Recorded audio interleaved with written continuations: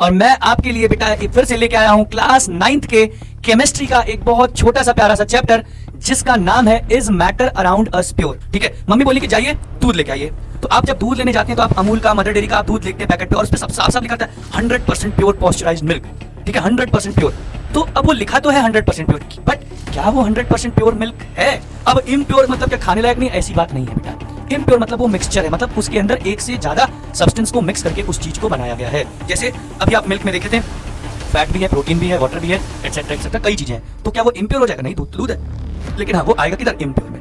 Mixture मतलब दो या दो से अधिक प्योर सब्सटेंस को हम लोग मिक्स कर देते हैं बिना किसी प्रपोर्शन को जाने हुए। ठीक है, बिना किसी केमिकल कंपोजिशन के, बिना किसी केमिकल रिएक्शन के, तो उसे हम लोग कहते हैं मिक्सचर।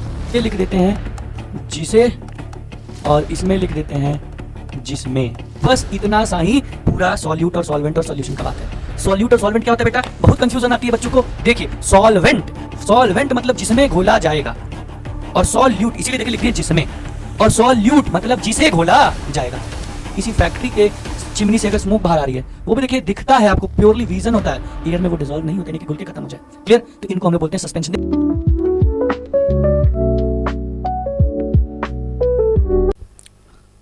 हेलो बच्चों, तो कैसे हैं आप लोग? तो स्वागत है आप सभी का आपके अपने चैनल कॉमेट हब पर।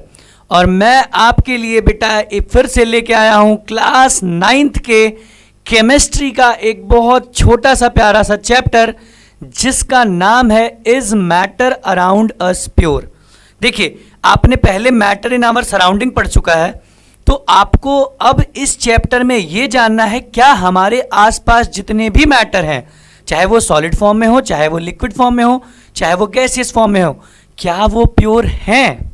ठीक है, अब इस पूरे चैप्टर में ये हैं कि नहीं है, कैसे हैं, क्या है, एलिमेंट, कंपाउंड, मिक्सचर, ठीक है, हेट्रोजीनियस, होमोजीनियस सॉल्यूशन, उनका हम लोग कंसंट्रेशन कैसे निकालते हैं, इन सभी के बारे में आज की क्लास में पूरा का पूरा वन शॉट लेक्चर में हम लोग कवर अप करने वाले हैं।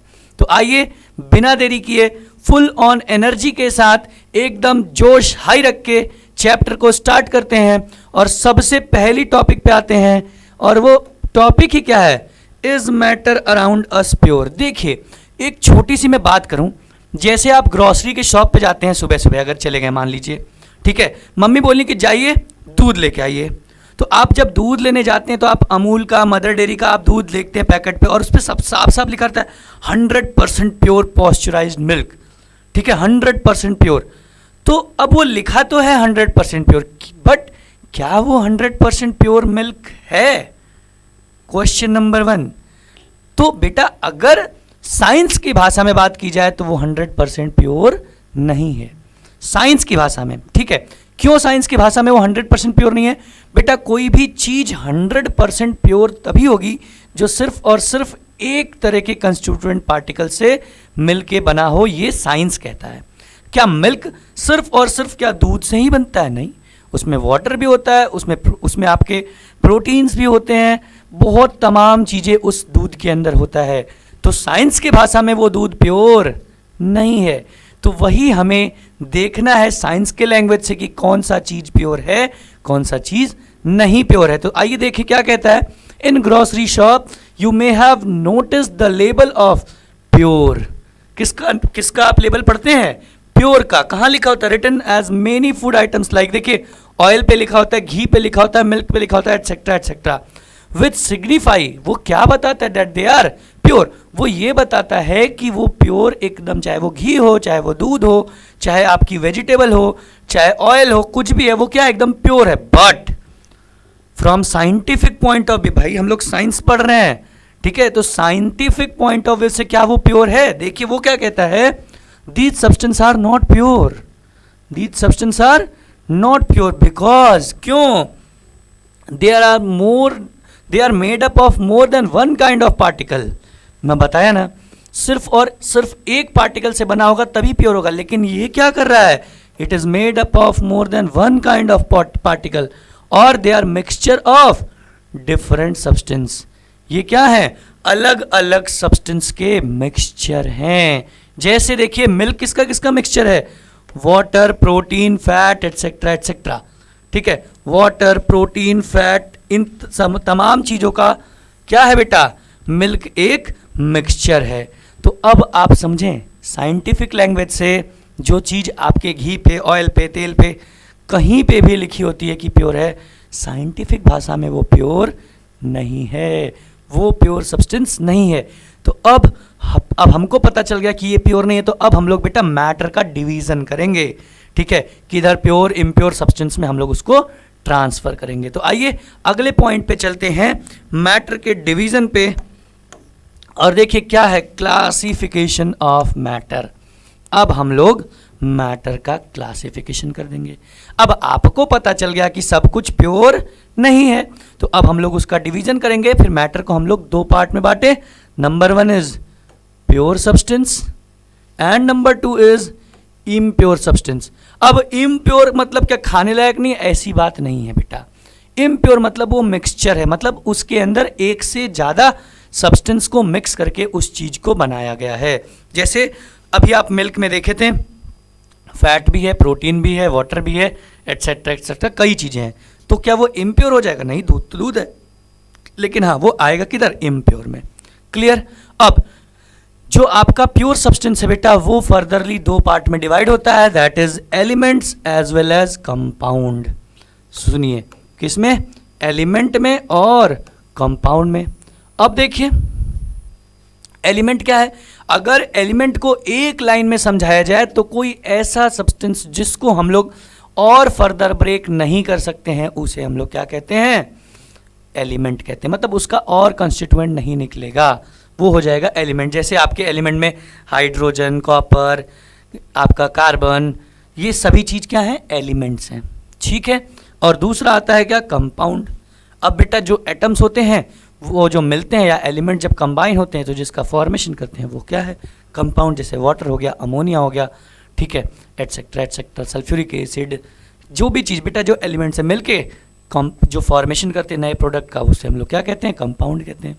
ये हुआ आपके प्योर सब्सटेंस का कंपोजिशन, ठीक है। अब बेटा जो ये एलिमेंट है, एलिमेंट भी फर्दर 3 हिस्सों में डिवाइड होता है, ठीक है। अगर आप अभी जब हम लोग 10th में जाएंगे बेटा तो इसके बारे में और फर्दर डिटेल में पढ़ेंगे, वरना आप लोग केमिस्ट्री पढ़ने कभी ना कभी अपने पीरियोडिक टेबल को देखे होगे, तो पीरियोडिक टेबल में मेटल, नॉन मेटल और मेटलॉइड्स आपको बिल्कुल अलग अलग करके बताता है। तो यही जो एलिमेंट है वो 3 हिस्सों में डिवाइड होता है, मेटल में, नॉन मेटल में, मेटलॉइड में। चलिए यहाँ पे हम आपको एक डिवीजन और बता दिए, दैट इज नोबल गैसेस। अब मेटल क्या होता है? देखिए बेटा, मैं कई लेक्चर में अपने बताया हूँ, फिर बताता हूँ, ठीक है। मेटल के बारे में, मेटल की कहानी ऐसी है कि आप लोग मेटल को ना, जैसे ही आपसे पूछा जाएगा, अभी आप 9th में आपसे पूछा जाएगा व्हाट इज मेटल, अब 9th में कहा, आप तो 9th लगभग पास करने वाले, लेकिन आज भी अगर 10 बच्चों से पूछे बेटा तो 5 से 6 बच्चे इसमें यही बताते हैं, मेटल सर सोनोरस होता है, मेटल डक्टाइल होता है, मेटल मैलिएबल होता है, ये सारी मेटल की प्रॉपर्टी बताने लगते भाई। लेकिन ये तो मेटल की प्रॉपर्टी है, मैंने आपसे पूछा व्हाट इज मेटल, मेटल है क्या? तो सिंपल सा बात समझिए बेटा, कोई भी ऐसा एलिमेंट जो अपने आउटर मोस्ट इलेक्ट्रॉन को डोनेट करने की कैपेसिटी रखता है, मतलब मेटल वो होता है जिसके पास, देखिए, tendency to lose electron. Metal वो होगा जिसके पास क्या होगा? टेंडेंसी होगी क्या करने की? लूज करने की इलेक्ट्रॉन को, उसे हम लोग क्या बोलेंगे? मेटल। जैसे sodium, potassium, calcium, magnesium, aluminium, lithium, ये सब क्या है? मेटल है। गोल्ड, सिल्वर, कॉपर, ये सभी क्या है? मेटल्स है।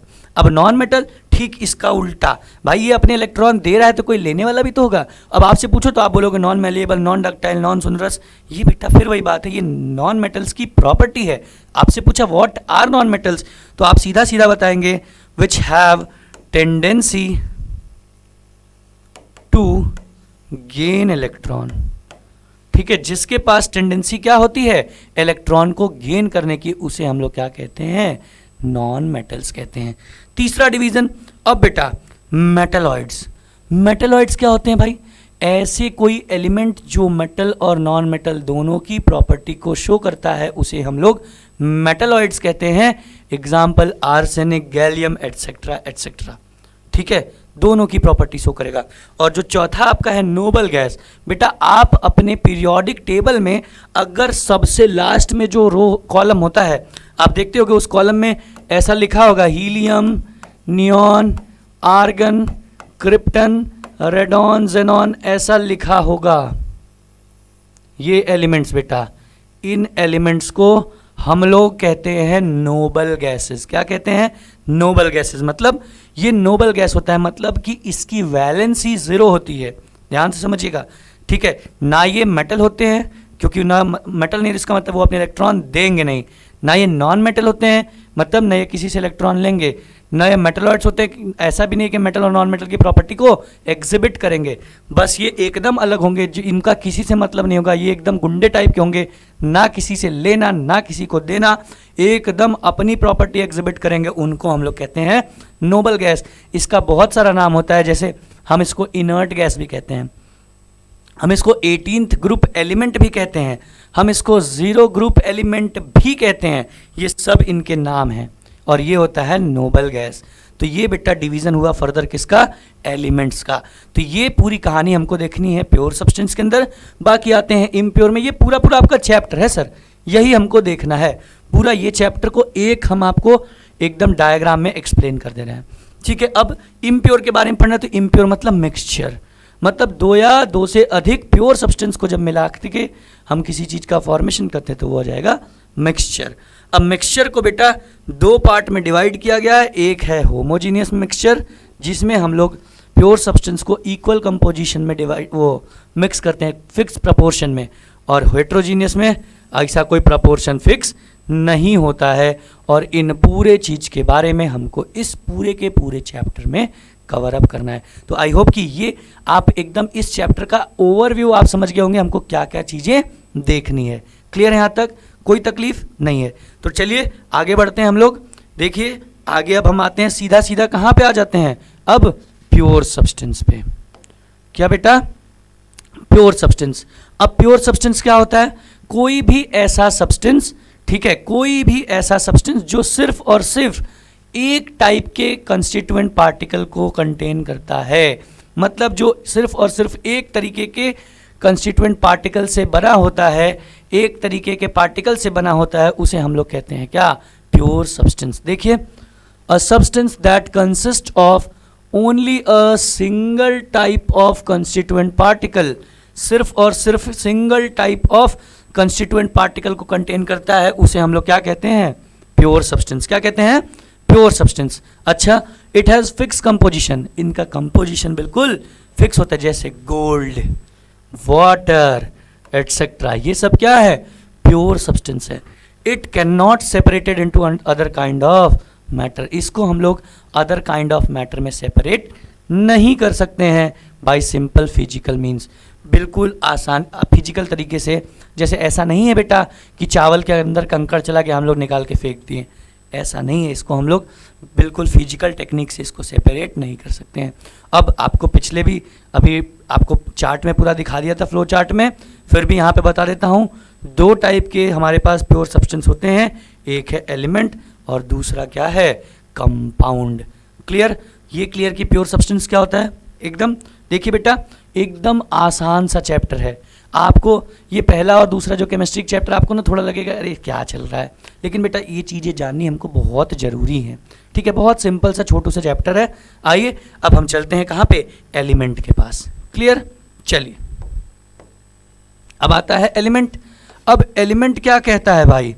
ठीक है, एलिमेंट सिंपल सी ये बात कहता है कि हम ऐसे गुंडे हैं, हम ऐसे गुंडे हैं जिनको आप और सिंपल सब्सटेंस में तोड़ नहीं सकते। हम एकदम छोटू आदमी हैं, मतलब हमको आप और सिंपलेस्ट फॉर्म में आप तोड़ नहीं सकते हैं सर, ठीक है। एंटोनी लेवॉइजर साहब ने बताया था। देखिए, अकॉर्डिंग टू एंटोइन लॉरेंट लेवॉइजर, क्या बोले थे ये साहब? ये फ्रेंच केमिस्ट हैं। कब से कब तक? 1743 से लेके 1794, मतलब फ्रॉम ईयर 1793 से लेके 1743, 21 साल का। हम बताइए भाई, 93 से 94 कर दे रहे हैं, 21 साल में थोड़ी लेवाइजर साहब खत्म हो गए हैं। 1794 तक तो इन्होंने क्या बताया, an element is a basic form of matter. Element क्या है, बेसिक फॉर्म ऑफ मैटर है, that contain only one kind of atom. ये सिर्फ और सिर्फ क्या कंटेन करता है, एक काइंड ऑफ एटम कंटेन करता है, and can not be separated, और इसको हम अलग नहीं कर सकते into simpler substance by chemical reaction. Chemical reaction से और इसको तोड़ के हम इसके कंस्टिट्यूएंट या इसके छोटे पार्ट में हम लोग इसको कन्वर्ट नहीं कर सकते हैं, उसे हम लोग क्या कहते हैं, एलिमेंट कहते हैं। देखिए क्या कहते हैं, an element is a basic form of matter that contain only one kind of atom and cannot be broken down into simpler substance by chemical reaction, जैसे copper, oxygen, iron, hydrogen, calcium etcetera etcetera, ये इसके examples हो जाएंगे। ठीक है, अब element जो word है बेटा, ये रॉबर्ट बॉयल्स एक साइंटिस्ट थे, पहली बार इन्होंने एलिमेंट नाम का शब्द इस्तेमाल किया था। कब, इन ईयर 1661। किसके होने से पहले, लेवॉइजर साहब के पैदा होने से पहले। क्लियर, एलिमेंट क्या है, क्लियर है भाई, किसी को कोई दिक्कत? एकदम छोटू छोटू थ्योरी है सर एकदम चैप्टर में, बस एक जगह आपको बहुत इंटरेस्टिंग है कि जब हम लोग न्यूमेरिकल थोड़ा करेंगे, क्या, कंसंट्रेशन निकालने का। क्लियर है, चलिए क्लियर, तो फटाक से स्क्रीनशॉट करिए, आगे बढ़ा जाए बेटा हम लोग और आते हैं क्लासिफिकेशन पे। किस पे, क्लासिफिकेशन पे। क्लासिफिकेशन में मैं आपको पहले ही बता दिया था, तीन हिस्सा है, मेटल, नॉन मेटल और मेटलॉइड्स। ठीक है, अब देखो बेटा, इसीलिए मैं पूरा थ्योरी लिख के नहीं लाया हूँ, आपको बिल्कुल सिंपलेस्ट फॉर्म में समझाता हूँ। अब मैं मेटल के बारे में पूरी थ्योरी पढ़ देता, लिख देता, तो आप पूरा कॉपी में नोट तो कर लेते। सर मैं आपको बताया हूँ कि जब भी लेक्चर देखिए कॉपी पेन लेके बैठिए, लेकिन आपको मज़ा नहीं आता, समझ में नहीं आता, तो एकदम शॉर्ट नोट्स में आपको दूंगा, जो आप एकदम अपने क्लास के एग्जाम में या स्कूल के एग्जाम में लिख के आओगे। देखो मेटल क्या होता है, ठीक है, द एलिमेंट आपको बता दिया विच हैव टेंडेंसी, किसकी tendency, to lose electron, electron lose करने की टेंडेंसी होगी। एग्जाम्पल देख लिया जाए, हाँ सर ये तो बहुत जरूरी है, तो एग्जाम्पल आपका हो जाएगा lithium, sodium, potassium, calcium, magnesium, aluminium etcetera etcetera, ये इनके एग्जाम्पल हो गए। अब बेटा मेटल की कुछ प्रॉपर्टीज होती है, क्या होती है, प्रॉपर्टीज जो आप चीख चीख के चिल्लाते हैं। इधर देखिए मैं लिख देता हूं आपको एकदम प्रॉपर नोट्स। प्रॉपर्टीज, क्या क्या प्रॉपर्टी होगी, देखो मेटल्स आर, अब देखो मैं लिखते जाता हूं, sonorous,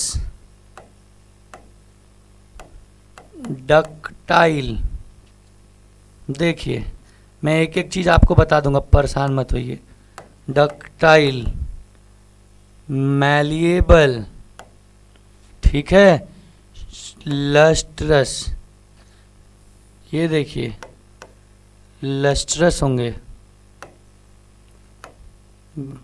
good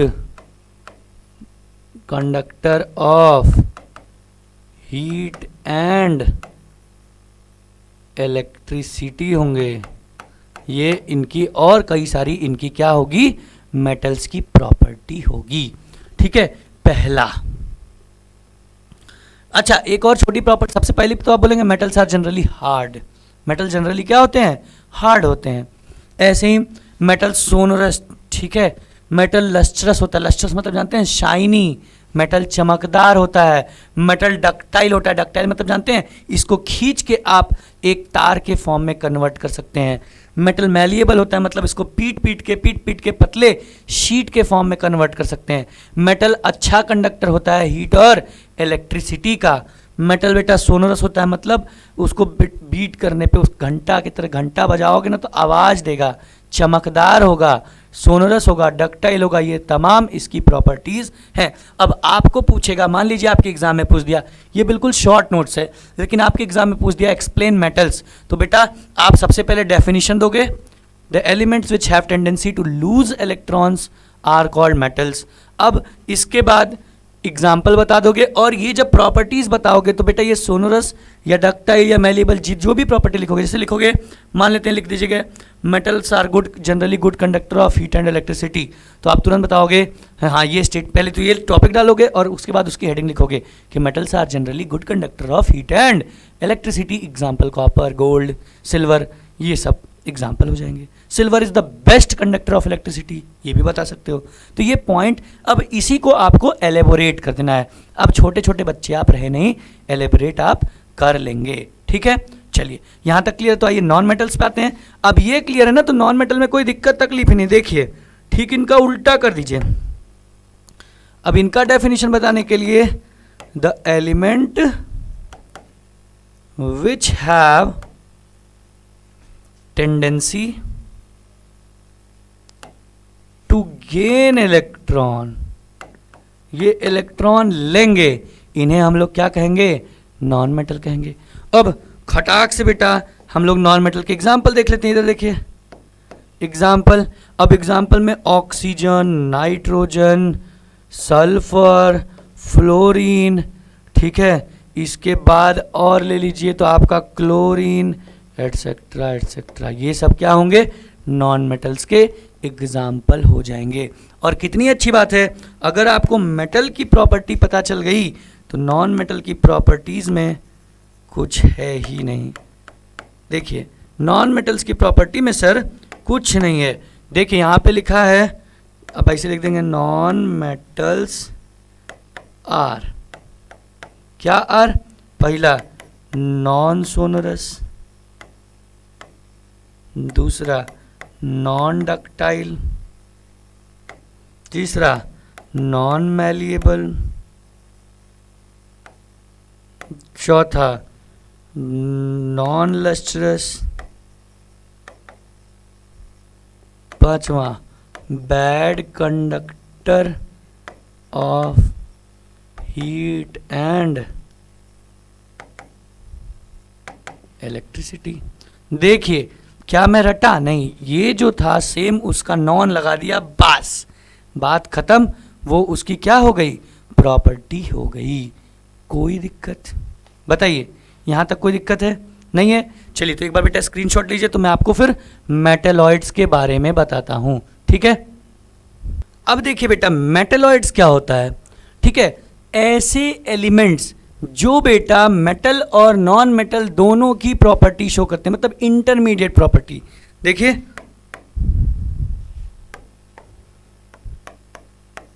elements which show intermediate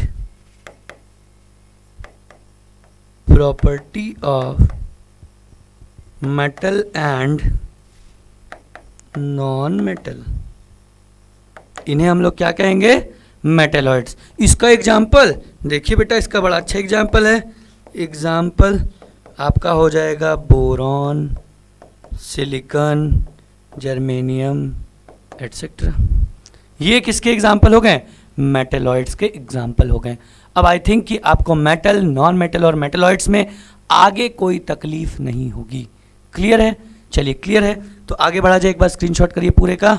चलिए अब हम लोग आते हैं कहाँ पे? जब बेटा हमारा एलिमेंट हो गया तो अब हम लोग क्या करेंगे? कंपाउंड के बारे में देखेंगे। अब कंपाउंड क्या होता है बेटा? जब हम दो या दो से अधिक एलिमेंट को केमिकली कंबाइन करके, ठीक है, एक नए मॉलिक्यूल का फॉर्मेशन करते हैं, उसे हम लोग क्या कहते हैं? कंपाउंड। देखिए a compound is a substance composed of two or more elements chemically combined with one another in a fixed proportion। ठीक है, एक दूसरे के साथ फिक्स प्रपोर्शन में मिले होते हैं, उन्हें हम लोग क्या कहते हैं? कंपाउंड। अब देखिए जैसे बेटा हाइड्रोजन था, हाँ सर था, अब ये ऑक्सीजन से मिला और क्या बना लिया? H2O का फॉर्मेशन कर लिया। ठीक है, देखिए केमिकली कंबाइन हुए ना हाइड्रोजन और ऑक्सीजन, और किसका फॉर्मेशन कर लिए?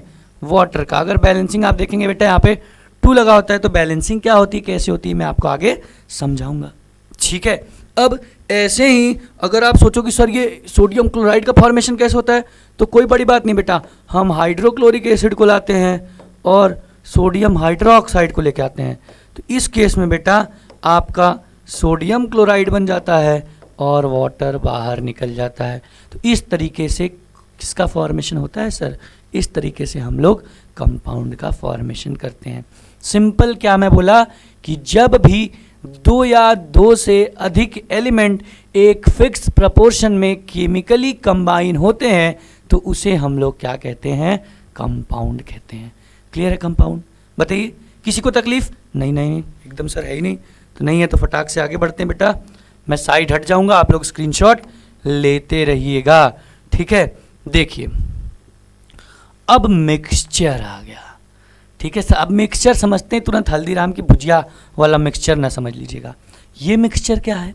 मिक्सचर मतलब 2 या 2 से अधिक प्योर सब्सटेंस को, 2 या 2 से अधिक प्योर सब्सटेंस को हम लोग मिक्स कर देते हैं बिना किसी प्रपोर्शन को जाने हुए। ठीक है, बिना किसी केमिकल कंपोजिशन के, बिना किसी केमिकल रिएक्शन के, तो उसे हम लोग कहते हैं मिक्सचर। देखिए जैसे आप सी वाटर को देख लीजिए, सी वाटर में किसका किसका, तमाम सारे सॉल्ट्स का, वाटर का मिक्सचर होता है। ठीक है, मिनरल्स देख लीजिए, कितने मिनरल्स में कितने कंपाउंड होते हैं, और से हम उसको अलग करते हैं। ऐसे ही एयर को देख लीजिए, कितनी सारी गैसेज इसमें मिली होती हैं। सॉइल को देख लीजिए, तो ये सब क्या है, दे ऑल आर मिक्सचर्स। देखिए, a mixture is a substance in which 2 or more pure substance are mixed in any proportion without any chemical combination। बिना किसी केमिकल कॉम्बिनेशन के, बिना किसी फिक्स प्रपोर्शन के, जब 2 या 2 से अधिक प्योर सब्सटेंस कंबाइन होते हैं तो उसे हम लोग कहते हैं mixture. Example sea water, mineral, soil, air etcetera etcetera, ये आपके क्या हो गए, मिक्सचर के एग्जाम्पल हो गए। ठीक है, हाँ तो आगे बढ़ा जाए, आइए फटाक से आगे देखते हैं। अब जब हम लोग कंपाउंड भी जान गए क्या होता है, मिक्सचर भी जान गए क्या होता है, तो बेटा आपके एग्ज़ाम में देखिए यहाँ पे मैं लिख देता हूँ, 2 या 3 मार्क्स में एकदम पक्का आपसे ये क्वेश्चन आपको पूछता है। 2 से 3 मार्क्स में ये क्वेश्चन आपसे पूछेगा, राइट द डिफरेंस बिटवीन क्या, मिक्सचर एंड कंपाउंड्स। मिक्सचर और कंपाउंड में क्या डिफरेंस है? देखो बेटा, कंपाउंड आप समझ रहे हैं, कंपाउंड तभी फॉर्म होगा जब एलिमेंट्स केमिकली कंबाइन होंगे। ठीक है, यहाँ पे केमिकली कॉम्बिनेशन की ज़रूरत नहीं है। यही सारे कुछ इनके आपके क्या है, डिफरेंसेस हैं। आइए देखते हैं बारी बारी से। देखिए वही जो मैं बताऊंगा वही लिखा है, एलिमेंट्स और compound just mix together to form mixture and no new compound are formed. ठीक है, अब देखिए मिक्सचर, ठीक है, मिक्सचर क्या होता है, जब मिक्स होता है तो अब उसमें कोई नया कंपाउंड का फॉर्मेशन नहीं होता है। ठीक है, वो सी वाटर ही रहेगा ना, ऐसा तो नहीं है कि सी मतलब उसमें पानी था और पानी के साथ साथ हम लोग वो उसमें वो सी वाटर मतलब सॉल्ट्स मिल गया तो वो दूध बन गया, ऐसा तो नहीं है। लेकिन जब एलिमेंट्स कंबाइन होंगे बेटा, जब कंपाउंड का फॉर्मेशन होगा तो वो कोई नया प्रोडक्ट बनाएगा। देखिए elements react to form new compound, मतलब हम बोलेंगे मिक्सचर में नए कंपाउंड का फॉर्मेशन नहीं होता है, कंपाउंड में नए कंपाउंड में नया प्रोडक्ट का फॉर्मेशन होता है। ठीक है, दूसरा, a mixture haves a variable composition.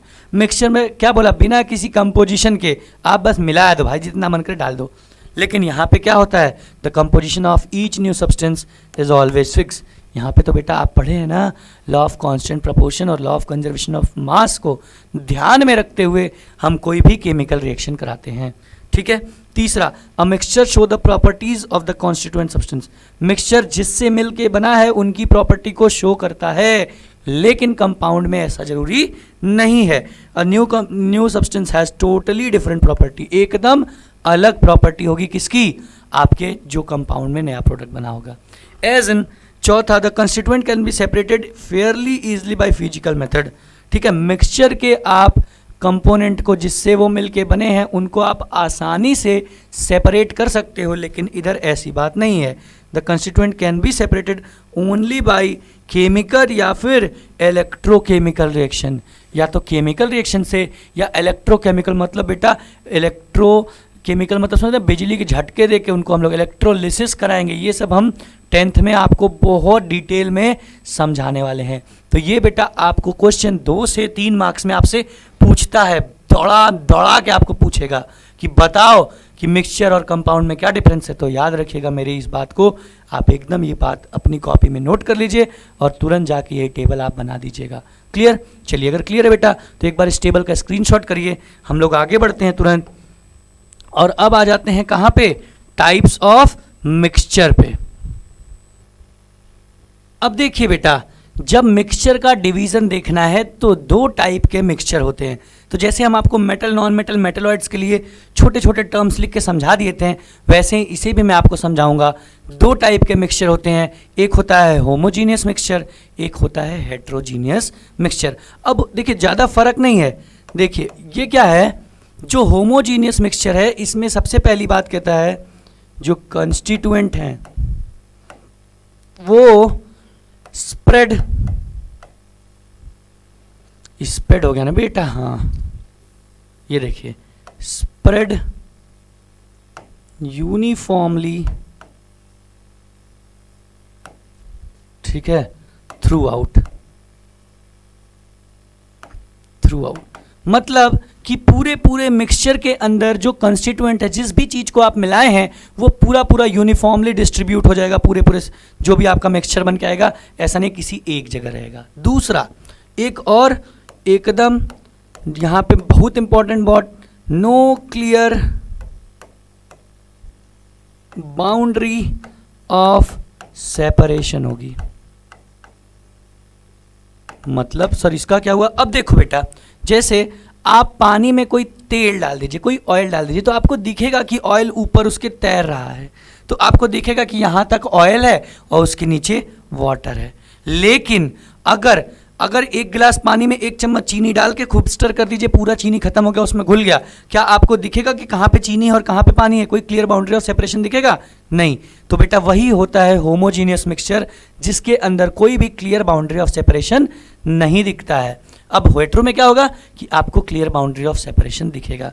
अब यही 2 पॉइंट इसका डेफिनेशन हो जाता है। देखिए क्या हम बदलेंगे, a homogeneous is a type of mixture in which the constituents are uniformly spread throughout the mixture and there is no any clear boundary of separation is called as homogeneous mixture। Example देखिए, example अगर इसका बताना हो बेटा तो देखिए, salt solution, पानी में नमक डाल दीजिए, ठीक है, शुगर सोल्यूशन भी हो जाएगा बेटा। सॉफ्ट ड्रिंक, जो आप कोल्ड ड्रिंक पीते हैं, इनमें भी जो मिक्सचर होता है वो कैसा होता है? होमोजीनियस होता है, एटसेट्रा एटसेट्रा। तो ये हो गया क्या? होमोजीनियस मिक्सचर के बारे में। अब अगर हेट्रोजीनियस के बारे में देखिए सर, तो ठीक इसका उल्टा है। मतलब सर इसमें जो देखिए एकदम, इसीलिए एक आप समझेंगे, दूसरे में कोई दिक्कत नहीं है। क्या? Constituent are not spread uniformly throughout the mixture, ठीक है। दूसरा, यहां पे बेटा आपको क्लियर बाउंड्री ऑफ सेपरेशन मिल जाएगा। क्या होगा? आपको बेटा क्लियर बाउंड्री ऑफ सेपरेशन मिल जाएगा, किसमें? हेट्रोजीनियस मिक्सचर में। जैसे बेटा एक बाल्टी ले लीजिए, उसमें पानी भी, पहले उसमें मिट्टी डाल दीजिए, फिर उसमें बालू डाल दीजिए, आपको दिखेगा, ठीक है। पानी में आप मिट्टी डाल दीजिए, वो भी दिखेगा, ठीक है। तो एग्जाम्पल देखिए, एग्जाम्पल आपको मैं बता देता हूं। सैंड सॉल्यूशन, ठीक है। उसके बाद बेटा सॉयल सॉल्यूशन, ठीक है, मिट्टी डाल दें,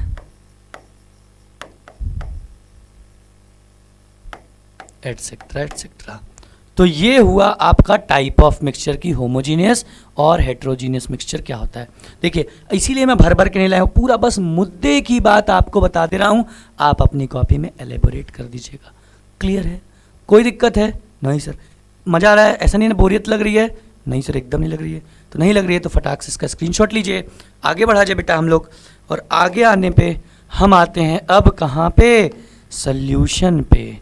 कहाँ भाई, अरे बाप रे, देखिए होमोजीनियस मिक्सचर किसका, दो या दो से अधिक सब्सटेंस का। अगर दो या दो से अधिक सब्सटेंस का अगर हम लोग होमोजीनियस मिक्सचर बनाते हैं तो उसे ही हम लोग क्या कहते हैं, सल्यूशन कहते हैं। अब सल्यूशन में बेटा दो फेज होता है, एक जिसको आप जानते हैं सॉल्वेंट के नाम से,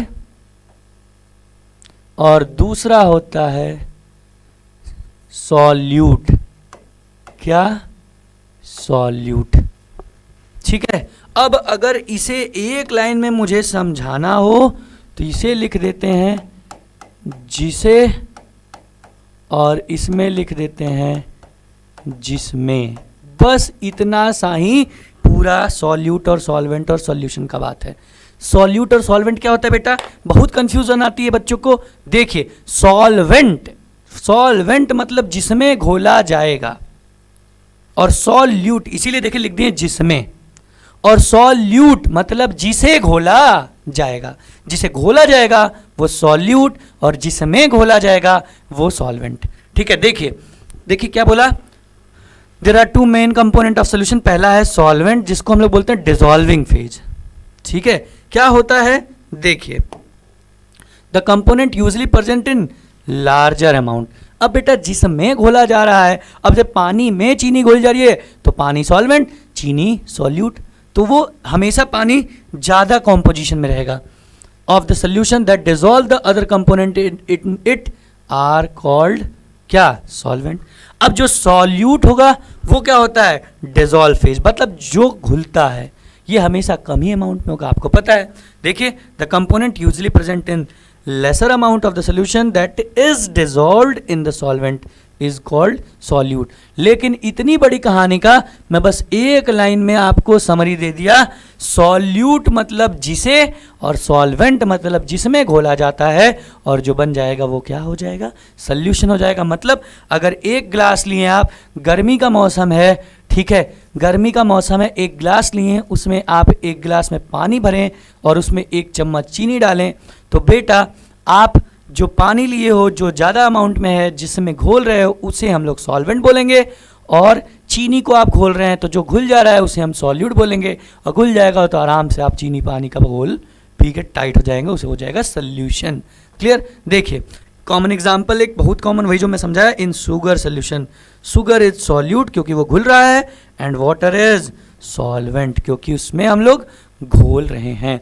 तो सोल्यूशन में तो कोई दिक्कत नहीं होनी चाहिए, लेकिन इसी टॉपिक पे आपसे दौड़ा दौड़ा के क्वेश्चन पूछता है। सोल्यूशन का कंसंट्रेशन निकालो, और यहाँ से भी आपको मैं फिक्स बोलता हूँ एक 3 नंबर का सवाल आपके एनुअल एग्जाम में आना ही आना है। ठीक है, तो चलिए अगर सॉल्यूशन समझ में आया हो तो स्क्रीनशॉट लीजिए, आगे बढ़ते हैं हम लोग और देखिए आ जाते हैं प्रॉपर्टीज ऑफ सोल्यूशन पे।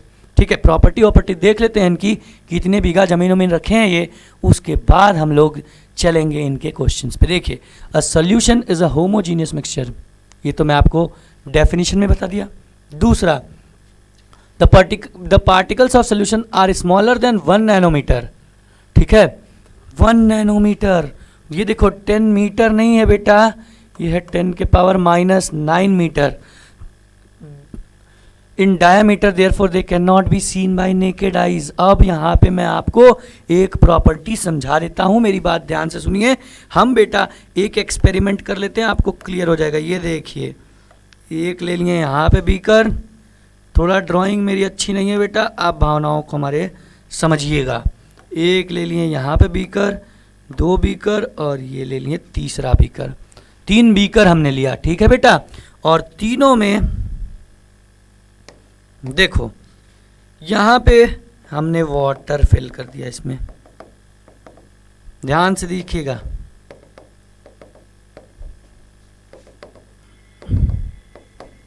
ये तीनों में वाटर हमने क्या किया, फिल कर दिया।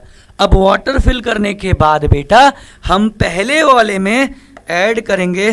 ठीक है, देखिए थोड़ा कलर चेंज करके आपको बता दें, पहले वाले में हम लोग ऐड करेंगे शुगर, दूसरे वाले में ऐड करेंगे मिल्क और तीसरे वाले में ऐड करेंगे सैंड। पहले वाले में हमने चीनी डाला, दूसरे वाले में हमने दूध डाला और तीसरे वाले में हमने बालू डाल दिया। ठीक है, तो अब बेटा जैसे ही चीनी डालोगे बेटा, चीनी क्या होगी, इधर देखिए, आपको मैं एक ये ग्रीन कलर लेता हूँ, ये देखिए, ये देखिए आपकी चीनी प्रॉपरली इसके अंदर डिसॉल्व हो जाएगी। चीनी क्या होगी, प्रॉपरली डिसॉल्व हो जाएगी। तो जब प्रॉपरली डिसॉल्व हो जाएगी बेटा, तो इस टाइम पे इसका जो पार्टिकल साइज है किसका, सल्यूट का, वो 1 नैनोमीटर, देखो अगर यहाँ पे अगर आपको नहीं समझता, 1 नैनोमीटर इक्वल टू 10⁻⁹ मीटर। ठीक है, इतना नैनोमीटर इसका साइज होता है। इससे भी कम होती है जो हम अपने नेकेड आई से नहीं देख सकते हैं। क्या आप चीनी पानी का घोल बनाते हैं तो आप उसको अपनी आंखों से देख पाएंगे, नहीं देख पाते हैं। तो ये हो गया। तो इस सोल्यूशन को हम लोग बोलते हैं बेटा, ध्यान से देखिए, यहां पे लिख रहा हूं ट्रू सोल्यूशन। क्या बोलते हैं, ट्रू सोल्यूशन। True solution. और आगे आपको बताऊंगा बेटा, एक प्रोसेस होता है लाइट के अंदर जिसका नाम है स्कैटरिंग। क्या नाम है, स्कैटरिंग। अब स्कैटरिंग का हिंदी में मतलब मैं बताऊं तो होता है छितर जाना, फैल जाना। ठीक है, लाइट जब हम अगर यहां से एक एंड से अगर इसके टॉर्च जलाते हैं बेटा, फोकस देते हैं, तो अब जो सॉल्यूट का पार्टिकल साइज है वो बहुत छोटा हो गया है भाई। इतना छोटा हो गया कि वो लाइट से टकराएगा ही नहीं टकराएगा तो लाइट इसमें से आसानी से सीधी सीधी पास कर जाएगी। मतलब वो लाइट स्प्रेड नहीं होगी, फैलेगी नहीं। फैलती कब, अब कोई चीज़ छितरती कब है, गिर कब जाती है, फैल कब जाती है, जब वो किसी चीज़ से टकराए। तो यहाँ सॉल्यूट पार्टिकल से टकरा नहीं पाएगी, इसलिए ट्रू सोल्यूशन के अंदर स्कैटरिंग नहीं होता है। ध्यान दीजिए, ट्रू सोल्यूशन भी बता दिया और ये भी बता दिया इसके अंदर स्कैटरिंग नहीं होता है। आपसे क्वेश्चन पूछता है एमसीक्यूज में। अब दूसरा आता है, दूसरा टाइप ऑफ सोल्यूशन जो होता है वो होता है बेटा मिल्क। अब हम इसमें मिल्क डालेंगे तो मिल्क की पार्टिकल साइज अब इसमें लगभग देखिए आपकी 2 से 10 नैनोमीटर के बीच में होती है। ठीक है, अब यहाँ पे मिल्क डालोगे तो मिल्क भी घुल जाएगा, लेकिन हल्का अब आपको मिल्क का कलर हल्का हल्का आपको विजिबल होगा। मिल्क का कलर विजिबल होगा तो उसमें जो पार्टिकल साइज होती है वो 2 से 10 नैनोमीटर होती है। देखिए इसमें यहाँ पे लिखता हूँ, ट्रू सोल्यूशन में particle size less than 1 nanometre होती है। ये देखिए, अब दूसरे टाइप, अब जो मिल्क सोल्यूशन होता है बेटा, इसमें जब पार्टिकल साइज थोड़ी बड़ी होती है इसको हम लोग बोलते हैं कोलाइडल सोल्यूशन। ध्यान से देखिए, कोलाइडल सॉल्यूशन। अब कोलाइडल सॉल्यूशन में क्या होता है कि इसमें पार्टिकल थोड़ा बड़ा होता है in comparison to true solution. तो इस पे जब हम फोकस देते हैं, इस वाले बीकर पे आप फोकस दोगे बेटा, तो आपको लाइट स्प्रेड होती हुई दिखेगी, फैलती हुई दिखेगी, मतलब यहां पे स्कैटरिंग हो गया। तो ये देखिए कोलाइडल सॉल्यूशन के अंदर, ये देखिए कोलाइडल सॉल्यूशन के अंदर जो पार्टिकल साइज होती है वो 1 से या पार्टिकल साइज 10 नैनोमीटर तक होती है।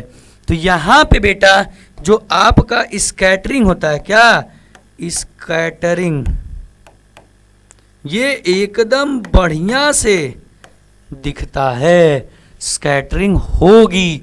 इसीलिए आपसे पूछा जाता है स्कैटरिंग किस सोल्यूशन में होती है, तो आप तुरंत बताओगे कहाँ पे होती है, कोलाइडल सोल्यूशन में।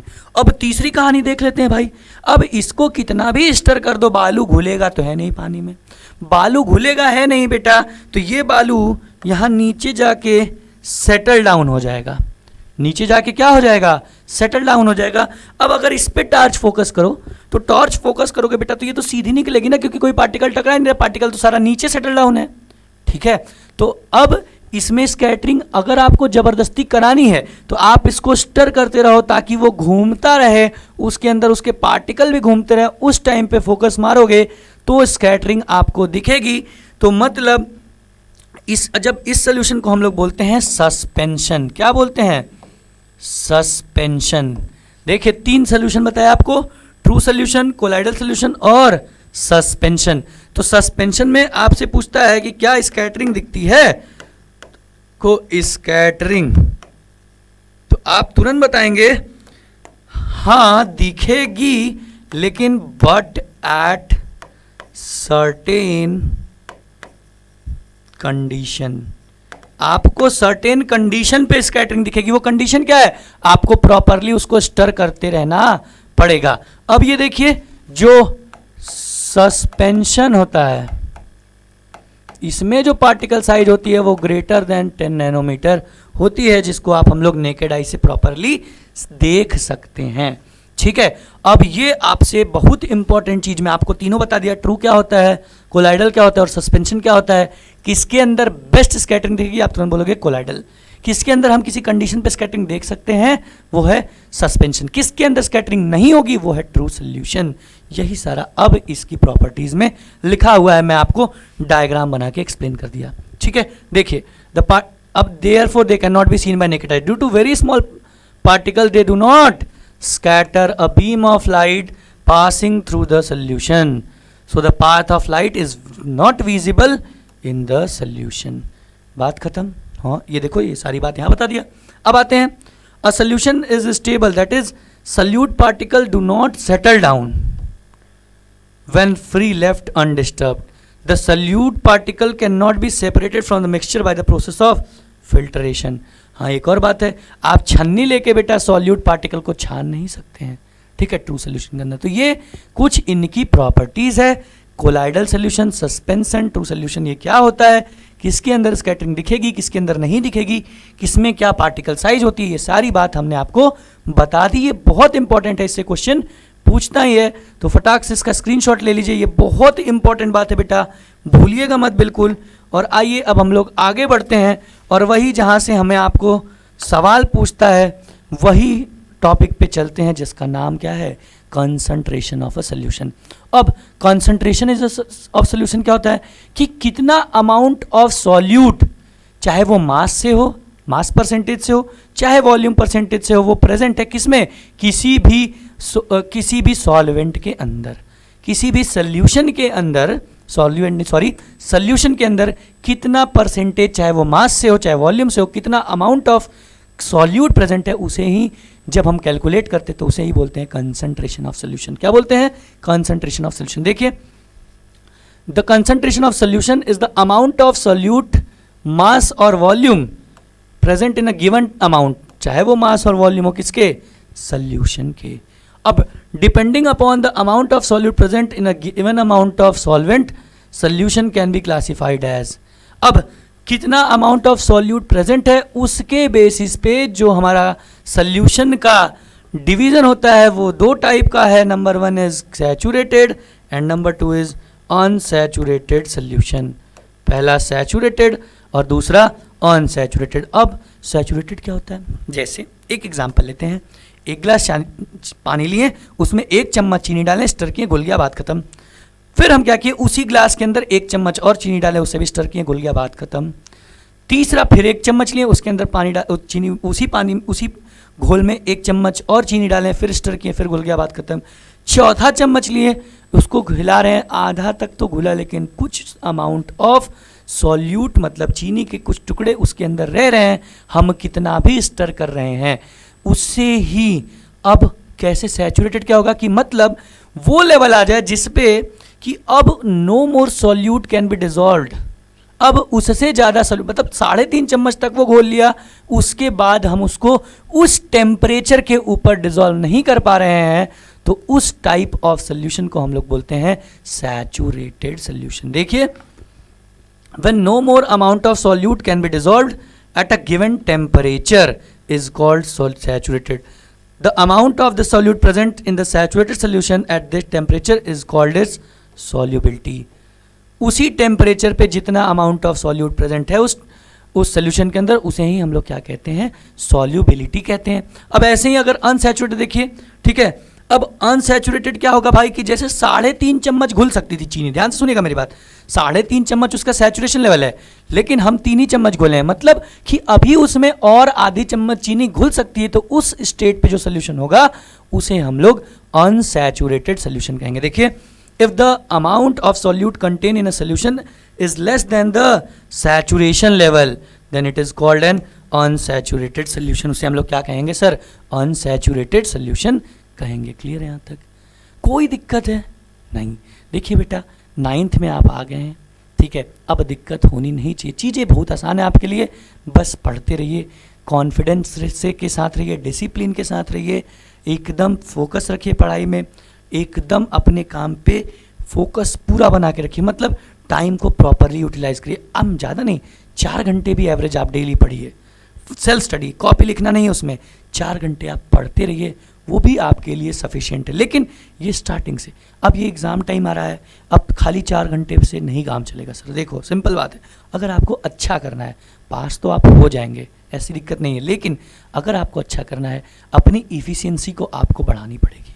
ठीक है, चलिए अगर ये क्लियर है तो फटाक से इसका स्क्रीनशॉट लीजिए। आपको अपने आप को सैचुरेशन पे ले जाना पड़ेगा, समझ रहे हैं? सैचुरेटेड बनना पड़ेगा, अनसैचुरेटेड में मत रहिए। अनसैचुरेटेड मतलब समझें कि हम एक दिन में 6 घंटा पढ़ तो सकते हैं, लेकिन पढ़ 2 घंटा रहे तो पढ़ सकते हैं मैक्सिमम, वो हो गया सैचुरेशन, वो हो गया सैचुरेटेड सोल्यूशन। और 2 घंटा पढ़ रहे हैं या पढ़िए नहीं रहे हैं, वो हो गया भाई अनसैचुरेटेड। तो याद रखिएगा। अब टेम्परेचर का क्या इफेक्ट है सॉल्युबिलिटी पे? अब सिंपल सा बात समझो बेटा, 3.5 चम्मच घोल रहा था, अगर हम उसको टेम्परेचर बढ़ा दें, हीट और दे दें, हीट देंगे तो वो और ज़्यादा घोल अपने अंदर डिसॉल्व कर लेगा। देखिए जैसे हम लोग अगर पानी में, थोड़ा पानी में चीनी घोलते हैं, ऐसे देखिए गुलाब जामुन बनता है तो उसका वो जो सीढ़ा बनता है वो क्या होता है कि बहुत कम पानी में ज़्यादा अमाउंट ऑफ चीनी को हाई टेम्परेचर देके डिसॉल्व करवाते हैं। इसका मतलब क्या हुआ कि जब वो टेम्परेचर बढ़ा रहा है तो सॉल्युबिलिटी इंक्रीज हो रही है। देखिए generally solubility of solid in liquid, solubility of solid मतलब चीनी, इन लिक्विड मतलब पानी, increases with increase in temperature, और घट जाएगी जब हम टेम्परेचर को घटाएंगे। सेम वही बात।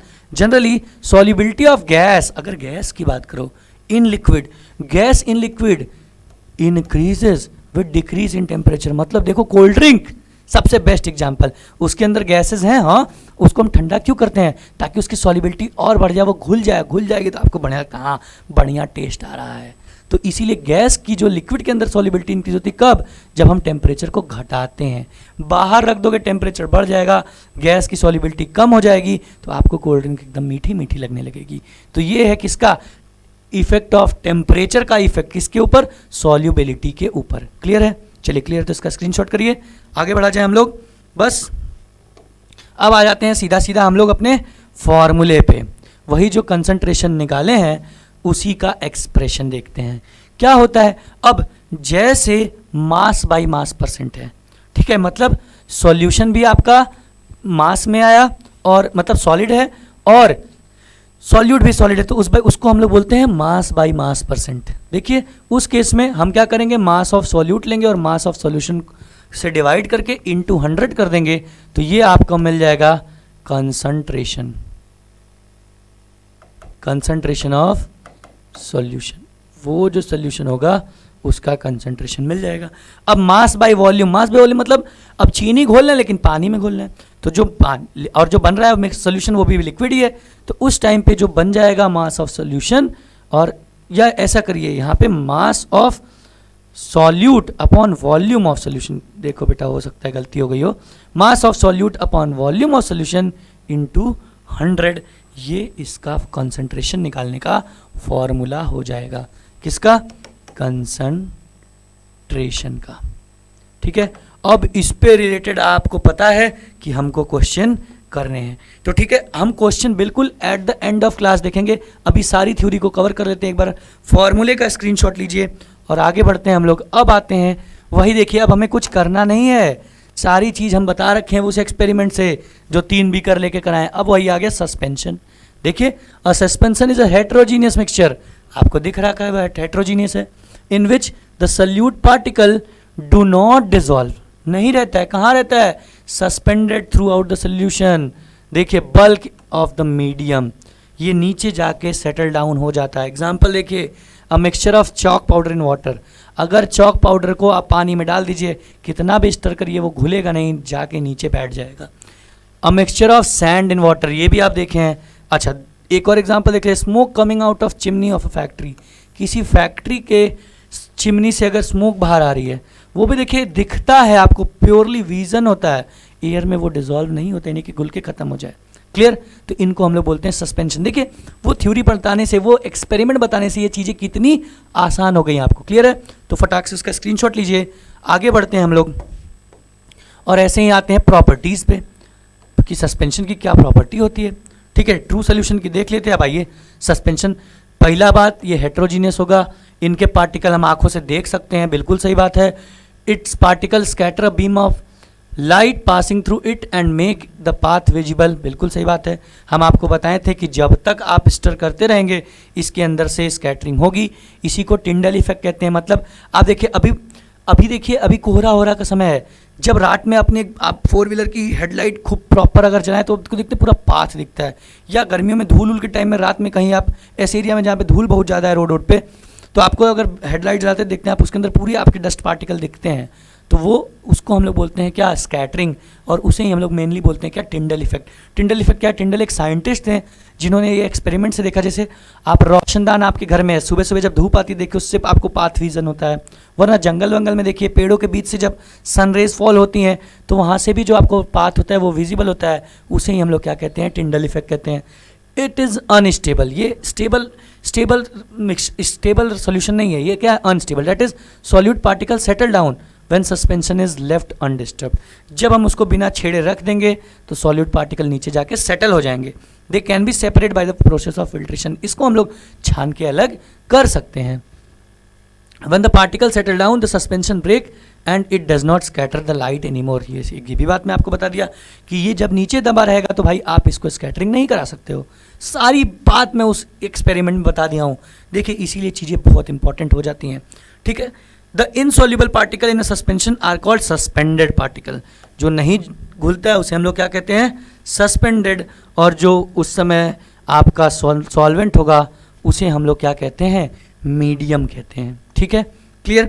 ये प्रॉपर्टी हो गई किसकी, आपको ये प्रॉपर्टी मिली सस्पेंशन की। चलिए आगे बढ़ते हैं और आगे आ जाते हैं कहाँ पे हम लोग, कोलाइडल पे। भाई ट्रू देख लिए, ठीक है, सस्पेंशन देख लिए, तो अब कोलाइडल भी देख लिया जाए। तो कोलाइडल क्या कहता है, देखिए a colloidal is a mixture that is actually heterogeneous but appears to be homogeneous. क्या बात है, होता तो हेट्रोजीनियस है लेकिन लगता होमोजीनियस मिक्सचर की तरह है। As the particle are uniformly spread. क्यों? क्योंकि उनके particle throughout the solution uniformly spread हो जाते हैं। सबसे main example milk, shaving cream, cheese etcetera etcetera. ठीक है, अब देखिए the component of colloidal solution are the dispersed phase and the dispersion medium. जो कोलाइडल सोल्यूशन का जो बेटा कंपोनेंट होता है वो डिस्पर्स्ड फेज में होता है। ठीक है, और इसे ही हम लोग क्या, डिस्पर्जन मीडियम कहते हैं। उसके बाद द सल्यूट लाइक कंपोनेंट और the dispersed particle in the colloid form is the dispersed phase and the component in which the dispersed phase is suspended is known as dispersion medium. उसे ही हम आप dispersion medium कहते हैं। और ये बात याद रखिए कि ये सल्यूशन बेस्ट स्कैटरिंग दिखाएगा। ठीक है, बेस्ट स्कैटरिंग को दिखाएगा। तो क्लियर है, तो फटाक से इसका स्क्रीनशॉट लीजिए। आइए हम लोग आगे बढ़ते हैं। ठीक है, और अब आते हैं कहाँ पे, प्रॉपर्टीज ऑफ कोलाइड पे। अब ये कहता है बेटा, देखिए इनकी प्रॉपर्टीज क्या कहती है, अ colloid is a heterogeneous mixture. देखिए क्यों, मैं आपको बताया कि कोलाइड एक्चुअली हेट्रोजीनियस होता है लेकिन लगता हमको होमोजीनियस की तरह है। दूसरा, the size of particle of colloid is too small to be individually seen by naked eyes. ये बहुत छोटा होता है, हम लोग इसके भी पार्टिकल्स को नेकेड आई से क्लियरली नहीं देख सकते हैं। They are big enough to scatter a beam of light, लेकिन इतना बड़ा होता है कि बीम ऑफ लाइट को आसानी से स्कैटर कर दे and make it path visible, और इसके पाथ को क्या कर, एकदम विजिबल कर दे। दे आर क्वाइट स्टेबल, ये स्टेबल होते हैं, मतलब इनको लेफ्ट अगर हम उसको बिना डिस्टर्ब किए छोड़ देंगे तो ऐसा है नहीं है कि इसका पार्टिकल नीचे सेटल हो जाएगा। Particle do not settle down when a colloid is left undisturbed. Particle of colloid can pass through filter paper, हम इसको फिल्टर पेपर से पास कर सकते हैं। Therefore a colloid can not be separated by filtration. अब भाई filter से अगर पानी में दूध डाल के छानोगे तो क्या दूध अलग हो जाएगा, पानी अलग हो जाएगा छन्नी से? ऐसा तो नहीं है, इसलिए इसको हम फिल्ट्रेशन से अलग नहीं कर सकते। However they get separated by special technique.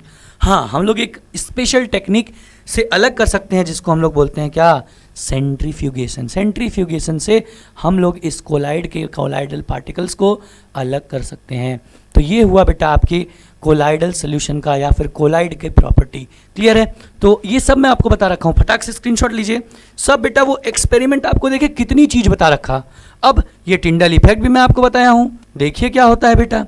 टिंडल effect, the scattering of light by colloidal particles are known as Tyndall effect after the name of scientist who discover this effect. मैं बताया ना, टिंडल साहब थे जिन्होंने इसको डिस्कवरी की थी। ठीक है। In a true solution, true solution के अंदर the solute particle are so small that they can not scatter a beam of light. बिल्कुल सही बात है, ट्रू सोल्यूशन में स्कैटरिंग नहीं होगी। कोलाइडल सोल्यूशन में the particle are big enough to scatter light. Colloidal solution में स्कैटरिंग होगी, बेस्ट स्कैटरिंग होगी और सस्पेंशन में होगी, लेकिन एट सम कंडीशन। वो कंडीशन क्या है कि आपको उस सस्पेंशन सोल्यूशन को आपको प्रॉपरली, जब तक आपको क्या चाहिए, आपको स्कैटरिंग चाहिए, तब तक उसको आपको स्टर करते रहना है। ठीक है। तो ये सारी चीज टिंडल इफेक्ट के बारे में है।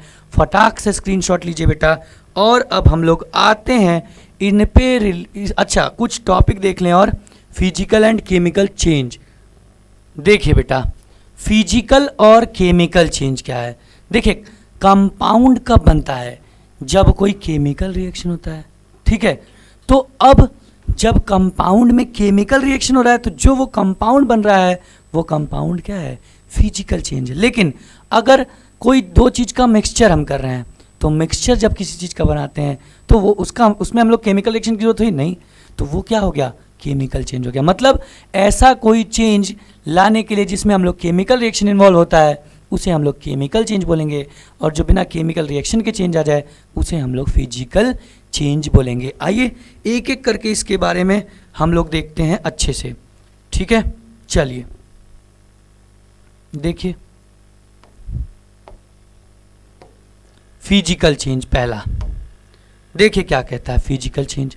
फिजिकल चेंज मेनली ऑब्जर्व कब होता है, उसके कलर से, उसके हार्डनेस से, उसकी रिजिडिटी से, उसकी फ्लूइडिटी से, density, melting point, boiling point, इन चीज़ों से, इन फैक्टर से जब हम किसी चीज़ का पता लगाएं तो उसे हम लोग उसकी फिजिकल प्रॉपर्टी कहते हैं। देखिए, the property that can be observed and specified like colour, hardness, rigidity, fluidity, density, melting point, boiling point etcetera are physical property. ठीक है, इन्हें हम लोग क्या कहते हैं, फिजिकल प्रॉपर्टी। और the change which occur without change in composition, बिना किसी उस चीज के कंपोजिशन में चेंज हुए, बिना केमिकल रिएक्शन में इन्वॉल्व हुए जो चेंज होता है उन्हें ही हम लोग क्या कहते हैं, फिजिकल चेंज कहते हैं। The inter conversion of state is a physical change. Solid से लिक्विड में जाना, लिक्विड से गैस में जाना, गैस से सॉलिड में होना, वो फिजिकल चेंज है। एग्जाम्पल देखिए, change of water in ice is a physical change. ठीक है, आइस का पिघलना क्या है, फिजिकल चेंज है। ठीक है, उसके बाद because chemically ice and liquid water both are same, although ice water and water vapour all look different and display different physical property, but chemically they are same. Chemically वो क्या होते हैं, same होते हैं। टीयरिंग ऑफ पेपर, पेपर फाड़ रहे हैं, वो क्या है, वो भी फिजिकल चेंज है, it is not a chemical change. अब आइए देखते हैं केमिकल चेंज क्या होता है। तो फटाक से पहले फिजिकल चेंज का स्क्रीनशॉट लीजिए, फिर आगे हम लोग देखा जाए केमिकल चेंज। अब केमिकल चेंज क्या होगा भाई, देखिए, इन chemical change substance react with another substance, ठीक है, टू अंडरगो अ चेंज। किसी चेंज को लाने के लिए ये कहाँ पे जाएंगे, अंडरगो अ केमिकल रिएक्शन। ठीक है, chemical change bring a change in chemical property of matter. अब जो बनेगा उसकी केमिकल प्रॉपर्टी चेंज हो जाए। जैसे हाइड्रोजन एक गैस था, ऑक्सीजन एक गैस था, दोनों केमिकली कंबाइन हुआ, वाटर का फॉर्मेशन कर लिया, वाटर इज अ लिक्विड, और उसकी प्रॉपर्टी बिल्कुल गैस से क्या है, अलग है। ठीक है, और क्या हुआ, नए सब्सटेंस बन गए। The chemical change is also called chemical reaction.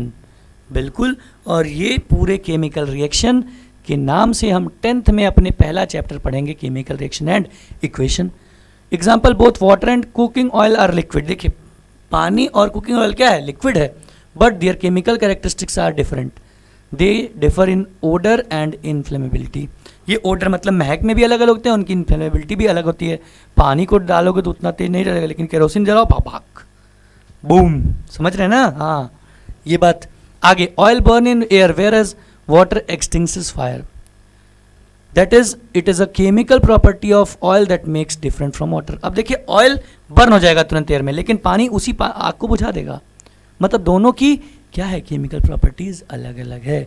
तो यहीं पे एक नोट आया, burning is a chemical change during. अच्छा ये बहुत इंपॉर्टेंट बात है। देखिए ड्यूरिंग बर्निंग ऑफ कैंडल, अब एक देखिए मुझे ड्राइंग तो अच्छी नहीं है, लेकिन मैं आपको समझाने की कोशिश करता हूं। ये देखिए ये आपका कैंडल है, ठीक है बेटा। अब इस हिस्से में देखो, इस हिस्से में क्या हो रहा है, वैक्स बर्न हो रहा है ऑक्सीजन के साथ। जब ये ऑक्सीजन में आ रहा है, वैक्स बर्न हो रहा है, बर्निंग। यहां पे क्या हो रही है, बर्निंग। तो ये कैसा हुआ, केमिकल चेंज। कैसा चेंज हुआ, केमिकल चेंज। लेकिन उसी हीट से जो नीचे वैक्स है ये पिघल रहा है, पिघल रहा है, इसका स्टेट चेंज हो रहा है, ठीक है। ये सॉलिड से किसमें थोड़ा मेल्ट हो रहा है। तो ये जब अपने स्टेट को चेंज कर रहा है तो यहाँ पे, ठीक है, यहाँ पे क्या हो रहा है, फिजिकल चेंज हो रहा है। तो बेटा ध्यान दीजिएगा, आपसे बहुत दौड़ा दौड़ा के क्वेश्चन पूछता है कि burning of candle is what, physical change और केमिकल चेंज। तो हम लोग तुरंत केमिकल चेंज पे हिट कर देते हैं, टिक कर देते हैं। लेकिन आप याद रखिएगा एक एग्जाम्पल ये भी होगा, बोथ, दोनों, ये फिजिकल और केमिकल दोनों चेंज होता है। क्लियर, केमिकल चेंज के बारे में फटाक से बेटा स्क्रीनशॉट लीजिए इसका। और अब हम लोग आगे बढ़ते हैं और दोनों के बीच में एक डिफरेंस देख लेते हैं कि फिजिकल और केमिकल चेंज में क्या फ़र्क है। तो देखिए, in a physical change only physical property such as colour density और ये सब चेंज होती है, colour density, boiling, melting point, ये सब। लेकिन केमिकल प्रॉपर्टी उनकी चेंज नहीं होती है, लेकिन केमिकल रिएक्शन में पूरी की पूरी उनकी केमिकल प्रॉपर्टी चेंज हो जाती है। दूसरा, इसमें कोई नए प्रोडक्ट का फॉर्मेशन नहीं होता, लेकिन यहाँ पे नए प्रोडक्ट का फॉर्मेशन हो जाता है। तीसरा, वेरी लिटिल और no energy in the form of heat, light और साउंड यूजली एब्जॉर्ब्ड और given out in the physical change. Physical change में कोई हीट, लाइट ये सब नहीं निकलती, लेकिन केमिकल चेंज होगा तो निकलेगी, एब्जॉर्ब करेगी energy. A physical change is a temporary change, बिल्कुल ये टेम्पररी चेंज है, लेकिन a chemical change is a permanent change. Water बन गया तो उसको कर तो सकते हैं, लेकिन आसानी से नहीं convert. The original form of substance can be regained, इन बड़े आसान तरीकों से बेटा हम लोग फिर उसको ओरिजिनल फॉर्म में भेज सकते हैं। अगर बर्फ़ पानी बन गया है तो पानी को हम फिर से बर्फ़ बना सकते हैं, लेकिन इसको आसानी से हम लोग फिजिकल मेथड से केमिकल चेंज को उसके फिर से कंस्टिट्यूएंट में कन्वर्ट नहीं कर सकते हैं। Physical change is reversible, chemical change is irreversible, उसको हम रिवर्स नहीं कर सकते हैं। ये हुआ बेटा आपके पूरे पूरे चैप्टर की थियरी, ठीक है। अब मोस्ट इंपॉर्टेंट जहां से, अब देखिए 3 नंबर में इन सब से मैं यहाँ पे भी देखिए 2 से 3 मार्क्स बोल रहा हूँ, आपको डिफरेंस पूछता है, ठीक है। इसीलिए फिजिकल चेंज, केमिकल चेंज में डिफरेंस, मिक्सचर और कंपाउंड में डिफरेंस, तो ये सब लिख दिया। और दूसरा मोस्ट इंपॉर्टेंट क्या पूछता है, आपको कंसंट्रेशन निकालने के लिए क्वेश्चंस आते हैं। तो पूरे पूरे चैप्टर की थ्योरी यहीं तक थी बेटा, आप फटाक से इसका स्क्रीनशॉट लीजिए और हम अब चलते हैं इन्हीं के क्वेश्चंस पे। तो देखिए पहला क्वेश्चन आपके सामने है, calculate the mass of sugar cane and water required to produce 25 gram 250 gram of solution. यहाँ देखिए ध्यान दीजिए, शुगर केन है और वाटर है, ठीक है, गन्ना और पानी, तो सीधा सीधा आपको मिल रहा है कि गन्ना ही सॉल्यूट होगा।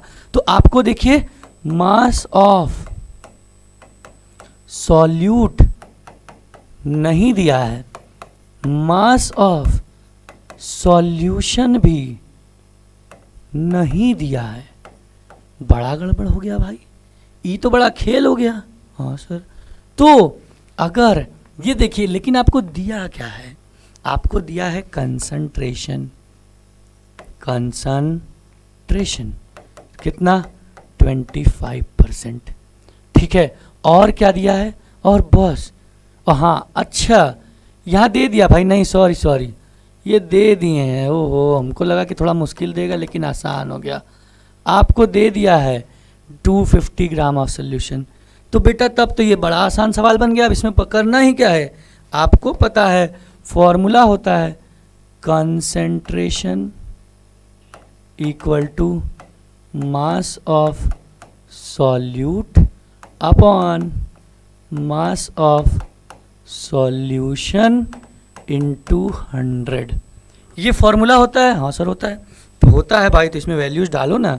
इधर देखो कंसंट्रेशन में दे दिया 25, मास ऑफ सॉल्यूट हमें नहीं पता है, हम मान लेते हैं x, मान लिए? हाँ sir. Upon mass of solution दिया है कितना, 250 इंटू 100। कर सकते हैं? हाँ सर बिल्कुल कर सकते हैं। तो कर सकते हैं, तो ये यहाँ से ये गया, ये 2 टाइम्स, ये 5 टाइम्स होगा। हाँ अब ये देखिए, ये x इक्वल टू ये 25 इंटू 5, ये मल्टीप्लाई में था तो अपॉन 2, ये हो जाएगा 125 अपॉन 2 ग्राम, है ना? हाँ ग्राम। x मिल गया। लेकिन x हम किसको माने थे? मास ऑफ सॉल्यूट को। ध्यान से देखिए, ठीक है। अगर ये करिए तो ये हो जाएगा 62.5 ग्राम, आएगा कि नहीं? हाँ सर। अब लेकिन बेटा इतने पे हम क्वेश्चन छोड़ देंगे? नहीं। क्यों? क्योंकि आपसे पूछा है, ये तो अब शुगर केन का मास आ गया, वाटर का भी तो चाहिए। हाँ सर। तो एक नियम हम जानते हैं क्या भाई, मास ऑफ जो सॉल्यूशन होता है वो किसके बराबर होता है? मास of solute plus mass of solvent. आपको सब कुछ पता है? हाँ सर। क्या मास ऑफ सॉल्यूशन पता है? हाँ। कितना है मास ऑफ सॉल्यूशन सर? 250 ग्राम है। ये भी पता है। आइए फ्रैक्शन में आसान होता है तो 125/2 रख लेते हैं, प्लस यही हम लिख लेते हैं मास ऑफ सॉल्वेंट। तो आप बताइए इधर भेज के माइनस हो जाएगा कि नहीं? तो मास ऑफ सॉल्वेंट क्या आएगा, देखिए, mass of solvent equal to 250 minus 125/2, upon 1 लेके एलसीएम ले लेंगे, ये 2 और ये 500 माइनस 125, और ये हो जाएगा 375/2 ग्राम। बात खत्म। ये आपका आ गया मास ऑफ सॉल्वेंट, ये आ गया मास ऑफ सॉल्यूट, मतलब ये आ गया मास ऑफ शुगर केन और ये आ गया मास ऑफ वाटर। आपका आंसर हो गया। बेटा इस पे आपके बोर्ड तो आपको अभी देना नहीं, आपके स्कूल के एनुअल एग्जाम में इस पे क्वेश्चन आना एकदम कंपलसरी है बेटा। ये बात मेरी नोट करके लिख लीजिए, नहीं आया तो आप हमें कहिएगा, आएगा ही आएगा और कोई दूसरा ऑप्शन नहीं है। क्लियर? तो क्लियर तो फटाक से इसका स्क्रीनशॉट लीजिए सर। आइए एक क्वेश्चन और देखते हैं इस पे, ठीक है? अच्छे से समझ में आ जाना चाहिए। देखिए अगला क्वेश्चन, सॉरी ये तो थोड़ा बड़ा सा दिख रहा है। हाँ तो देखिए क्या कहता है, ड्यूरिंग एन एक्सपेरिमेंट, एक एक्सपेरिमेंट के दौरान the student was asked to prepare 10% of solution of sugar in water. ठीक है, मतलब ठीक है, शुगर वाटर सॉल्यूशन बना रहा है। ध्यान से देखिए, अब क्या बोला, मास बाय मास 10%, तो ये हो गया आपका कंसंट्रेशन। कितना हो गया? 10%। यहां तक सही है? हाँ। Ramesh dissolve 10 gram of sugar in 100 gram of water. अब रमेश, जो रमेश भैया हैं ये क्या कर रहे हैं बेटा? देखो रमेश जो मास ऑफ सॉल्यूट क्या, जिसको घोलेंगे, कितना वो ले रहे हैं? 10 ग्राम। और मास ऑफ सॉल्वेंट कितना ले रहे हैं? 100 ग्राम। लेकिन एक और जने हैं, कौन? सारिका जी। देखिए सारिका जी का क्या कहानी है। सारिका जी क्या कर रही हैं? Sarika prepared by dissolving 10 gram of sugar water to make 100 gram of the solution. ओहो, ध्यान से देखिएगा बेटा, यहीं एक खेल है। देखिए यहाँ पे क्या है, मास ऑफ सॉल्यूट ये दिया है 10 ग्राम, लेकिन मास ऑफ सॉल्वेंट नहीं दिया है, मास ऑफ सॉल्यूशन दिया है। ध्यान से, यही फर्क है, इक्वल टू 100 ग्राम। देखिए, बाई 100 ग्राम में to make 100 gram of solution, लेकिन इन्होंने क्या किया था, 100 ग्राम ऑफ वाटर लिया था। Are the two solution of the same concentration? ठीक है, क्या दोनों का कंसंट्रेशन सेम होगा? और इसी को कंपेयर करके हमें और आपको बताना है। तो अब एक बार यहाँ पे हम लोग रमेश का देखेंगे और आगे देखेंगे किसका, सारिका का। तो आइए पहली कहानी हम लोग लेते हैं किसकी, रमेश की। ठीक, रमेश की, दोनों लोग को कंसंट्रेशन इक्वल टू मास, यहाँ लिख देते हैं solute upon mass solution into 100। बेटा रमेश वाले में ना एक गेम है बेटा, ये सॉल्वेंट का मास है 100, ठीक है, 100 किसका मास है, सॉल्वेंट का, लेकिन हमारे फॉर्मूला में सोल्यूशन का मास होता है। और सोल्यूशन कैसे आएगा, इन दोनों को जोड़ने पे। ध्यान से देखिए, यहाँ से 10 + 100 मिलके 110 ग्राम हमको मास ऑफ सोल्यूशन मिलेगा। तो यहाँ पे जब हम पुट करेंगे, देखिए, तो ये हो जाएगा 10% इक्वल टू, या देखते हैं पहले निकाल लेते हैं क्या इन लोग का 10% आता है। मास ऑफ सोल्यूट तो लिए हैं ये 10 ग्राम अपॉन 110 इंटू 100, ये 0 से 0 गया, और ये आएगा 100 अपॉन 11, और 11 9 जा 99, 1 बच गया, 9.99% इनका आ रहा है। किसका, रमेश भैया का। अब रमेश भैया का आ रहा है सर, तो आइए थोड़ा हम लोग सारिका दीदी का भी चेक किया जाए। ये देखिए, सारिका जी पे आते हैं कि ये क्या खेल की हैं। अब आप खेल तुरंत निकाल लेंगे कि concentration equal to mass solute upon mass solution into 100, ये होता है। हाँ सर, अब इधर देखिए क्या की, सॉल्यूट तो 10 ली, लेकिन ये थोड़ा दिमाग तो लगाई हैं और सॉल्यूशन का मास कितना ले लिए हैं, 100 इंटू 100, ये पूरा जाएगा, और इनका एग्जैक्ट कंसंट्रेशन कितना आ रहा है, 10%। लेकिन इन रमेश जी के कंसंट्रेशन में तनी सा गड़बड़ हो गया। रमेश जी का कितना कंसंट्रेशन आ रहा है, 9.99%। यहाँ पे थोड़ा सा खेल हो गया। तो आपको क्या क्वेश्चन पूछा है, are the two solution of same concentration? सीधा आप लिखोगे नो, दोनों का कंसंट्रेशन सेम नहीं है, भले 0.01 का ही डिफरेंस है, लेकिन है ना। ठीक है, जीत भाई 1 रन से हो चाहे 1 पारी से हो, जीत तो हमेशा जीत ही होती है। ठीक है, चलिए compare the mass percent of the two solution. देखिए ये मास परसेंट निकाल लिए, आप कंपेयर कर लीजिए, दैट्स इट। आपको ऐसे ही क्वेश्चन आएंगे, वरना मास बाई वॉल्यूम पे आ जाएगा, तो यहाँ पे जो वॉल्यूम दिया रहेगा वो पुट कर दीजिएगा, और कुछ अलग नहीं करना है। तो आई होप कि आपको अब जब भी कंसंट्रेशन का सवाल आएगा आपको कोई तकलीफ नहीं होगी। नहीं होगी तो फटाक से अगर क्लियर हो गया सबको, तो स्क्रीनशॉट लीजिए बेटा, और स्क्रीनशॉट लीजिए, और इसी के साथ ये चैप्टर के बारे में बस इतना ही।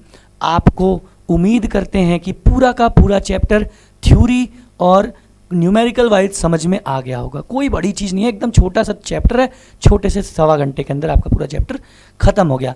याद क्या रखना है बेटा, टाइप्स ऑफ मिक्सचर कैसे कैसे होते हैं, एलिमेंट कंपाउंड याद रखना है, ठीक है, कंपाउंड और मिक्सचर में डिफरेंस याद रखना है। देखिए मेन पार्ट बता रहा हूँ, उसके बाद आपको सस्पेंशन, कोलाइडल और ट्रू सोल्यूशन के बारे में जानना है, फिजिकल और केमिकल चेंज क्या होता है और उनका डिफरेंस क्या होता है ये जानना है, और द मोस्ट इम्पॉर्टेंट इसके कंसंट्रेशन ऑफ सोल्यूशन निकालने के जो क्वेश्चंस हैं उन्हें देख लेना है। ये चैप्टर का सेवा समाप्त। उम्मीद करते हैं आप सभी लोग को इन सारी जो बात बताए हैं वो सभी चीज़ आपको अच्छे से समझ में आई होगी। तो उम्मीद करते हैं बेटा आप वही करेंगे जो हर बार करते आए हैं। बेटा वीडियो को लाइक करिए, दोस्तों में दूर दूर तक फैलाइए, चैनल को सब्सक्राइब करिए। मिलते हैं फिर किसी नए लेक्चर के साथ, तब तक के लिए जय हिंद।